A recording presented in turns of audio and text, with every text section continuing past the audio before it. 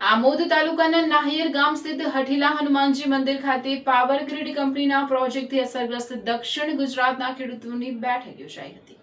આ બેઠકમાં સુરત જિલ્લા ખેડૂત સમાજના પ્રમુખ પરિમલ પટેલ તથા દક્ષિણ ગુજરાત ખેડૂત સમાજના પ્રમુખ રમેશ પટેલ ઉપસ્થિત રહી ખેડૂતોને માર્ગદર્શન આપ્યું હતું।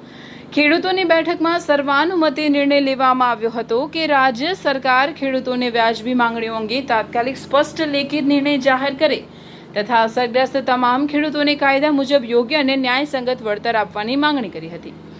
ખેડૂતોએ એક સૂરે જણાવ્યું હતું કે હવે માત્ર મૌખિક આશ્વાસનો ખેડૂતોને સ્વીકાર્ય નથી।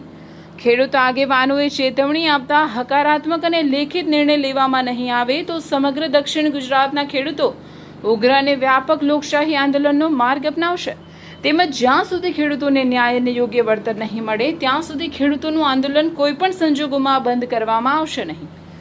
આ પ્રસંગે સુરત જિલ્લાના ખેડૂત આગેવાનો પરિમલ પટેલ, જયેશ પટેલ, આમોદ તાલુકાના ખેડૂત આગેવાન હરિરામ પટેલ સહિત ભરૂચ જિલ્લાના વિવિધ તાલુકાઓમાંથી આવેલા ખેડૂત આગેવાનો તથા ખેડૂતો મોટી સંખ્યામાં ઉપસ્થિત રહ્યા હતા।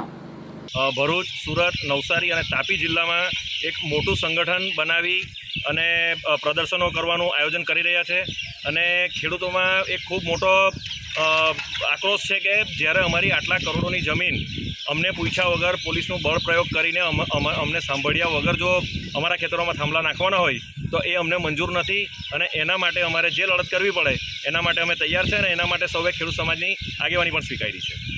મેજોરિટી તો ભરૂચ જિલ્લાના જ ખેડૂત હતા। આગેવાનો અમે સુરતથી આવ્યા હતા અને આમોદ, જંબુસર, વાગરા, હાસોડ વગેરે તાલુકાના ખેડૂતો આજે એકત્ર થયા હતા।